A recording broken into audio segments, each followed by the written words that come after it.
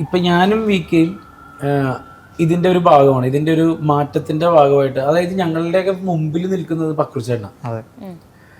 കാരണം പക്രുച്ചേട്ടൻ ഇപ്പം എന്നെ സംബന്ധിച്ചിടത്തോളം ഇപ്പോൾ ഈ ഹീറോ ആയിട്ട് ഇവിടെ ചെയ്യാൻ പറ്റുന്നുണ്ട്, പാട്ട് പാടാൻ പറ്റുന്നുണ്ട്, ഡാൻസ് കളിക്കാൻ പറ്റുന്നുണ്ട്.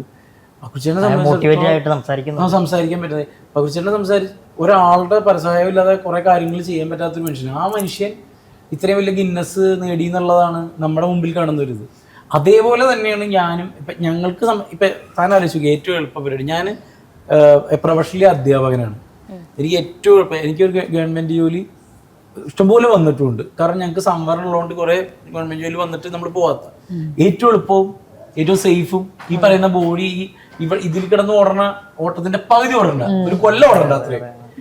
പക്ഷെ നമ്മുടെ ആഗ്രഹം അഭിനയിക്കാനാണ്. ഈ അഭിനയത്തിൽ എന്താണ്, അഭിനയത്തിൽ നായകനാവണമെന്ന് അടുത്ത സ്റ്റെപ്പ്.